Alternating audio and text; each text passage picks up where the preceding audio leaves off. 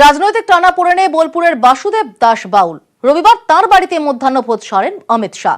স্বরাষ্ট্রমন্ত্রী চলে যেতেই বাউল হাজির অনুব্রত মণ্ডলের অফিসে। তার মেয়ের বিএড পড়ার ব্যবস্থা করেছে তৃণমূল, তাই নিয়েই চড়ছে রাজনীতির উত্তাপ।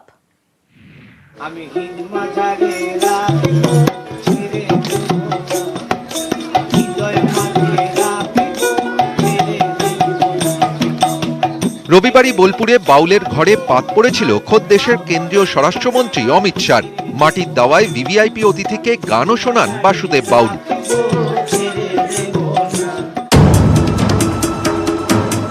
অমিত শাহ চলে যাওয়ার 48 ঘন্টা পর সেই বাসুদেব বাউল হাজির বোলপুরের তৃণমূলের দলীয় কার্যালয়। দেখা করেন অনুব্রত মণ্ডলের সঙ্গে। তার মেয়ের পড়ার ব্যবস্থা করেন তৃণমূল জেলা সভাপতি। বাউল জানিয়েছেন 29শে ডিসেম্বর তৃণমূল নেত্রীর সভাতেও থাকবেন।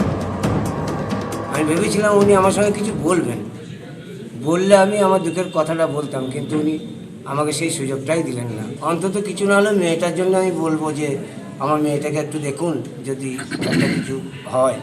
ভাতাটাও পাচ্ছি, আমি এর জন্য বলবার জন্য দাদার কাছে এলাম। হ্যাঁ, দিদি আবার নিমন্ত্রণ পাঠিয়েছে আমাকে যে বাসু আসবে, এখানে আমাদের র্যালিতে আসবে।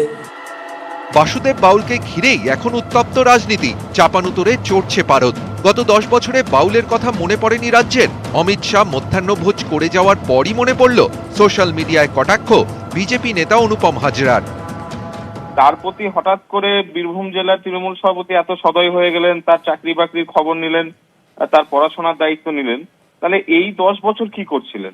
বেচারা ভীত সন্ত্রস্ত হয়ে যা শেখানো হয়েছে সেই স্ক্রিপ্টেড কথাগুলো বলছেন। তাহলে তো আমি চাইবো আগামী দিনে এরকম মধ্যাহ্ন ভোজন সব জায়গায় সারুন অমিত শাহজি। বাসুদেব বাউলের মন কি বাত বোঝেননি অমিত শাহ, পাল্টা কটাক্ষ তৃণমূলের। उसका गान सुना, लेकिन उसका मन की बात नहीं सुना। ये मन की बात नहीं सुनेगा, उनकी बात सुनने होगा। ये बाहुबली नीति है। রাজনীতির কথা ঝাঁজে উঠে আসে নকশালবাড়ির মাহালি পরিবারের নামও। আমরা দেখেছি সেই নকশালবাড়িতে যে আদিবাসী পরিবারে মানে অমিত শাহ ভোজন করেছেন, তাকে জোর করে তুলে নিয়ে গিয়ে এলাকা ছাড়া করে টিএমসিতে জয়েন করানো হয়েছিল। 1 বছর পরে তিনি আবার রামনবমীর মিছিলেও এসেছিলেন। তো এভাবে ভয় দেখিয়ে আর চমকানো হচ্ছে। রাজনীতির গুতোয় লাঞ্চ পলিটিক্স আরও ঝাঁঝালো, কারণ ভোট আসছে বঙ্গে। নিউজ 18 বাংলা।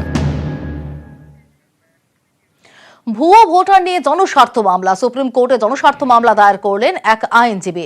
পশ্চিমবঙ্গে ত্রুটিমুক্ত ভোটার তালিকা ভুয়ো ভোটার চিহ্নিত করে বাদ দিতে আবেদন। জনস্বার্থ মামলায় বিরোধীদের নিরাপত্তার জন্য আধা সেনা মোতায়েনেরও দাবি করেছেন তিনি।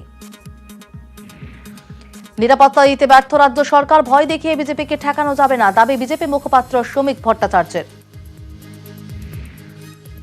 সুপ্রিম কোর্টে রাজনৈতিক বিষয় নিয়ে বহু মামলা হয়েছে, এটা তো কোনো ইস্যু নয়। দেখুন, আমাদেরকে নিরাপত্তা দিল, যে নিরাপত্তা দিল না রাজ্য সরকার, তাতে তো আর এই মুহূর্তে কিছু এসে যায় না।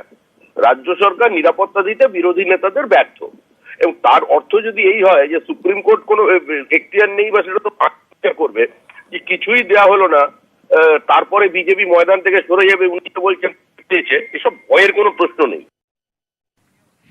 কিছু ব্যর্থ রাজনীতিবিদ মামলা করে রাজনৈতিক সুবিধা পেতে চাইছেন। জনস্বার্থ মামলা পরিপ্রেক্ষিতে প্রতিক্রিয়া সৌগত রায়ের। সময় লোকে রাজনৈতিক লড়াইতে না পেরে আদালতের রাস্তা নেয়।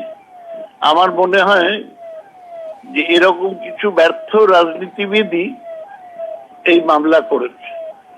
মামলা হলে পশ্চিমবঙ্গ সরকার নিয়ম মতো তার জবাব দেবে, কিন্তু মামলা করে যারা ভাবছেন রাজনৈতিক সুবিধা পাবেন, তারা পাবেন না। রাজ্যে আইন শৃঙ্খলা পরিস্থিতি খারাপ, তাই আদালতকে হস্তক্ষেপ করতে হয়, অভিযোগ অধীর চৌধুরীর। পশ্চিমবঙ্গে আইন শৃঙ্খলা পরিস্থিতি যে খারাপ, এটা তার সব থেকে জ্বলন্ত উদাহরণ যে বাংলার নির্বাচনকে শান্তিপূর্ণ করার জন্য সুপ্রিম কোর্টকে হস্তক্ষেপ করতে হচ্ছে। এটা আমার জীবনে এরকম ঘটনা শুনিনি কখনো, যে একটা রাজ্যের নির্বাচন সুস্থ করার জন্য সুপ্রিম কোর্ট নির্দেশ দিচ্ছে।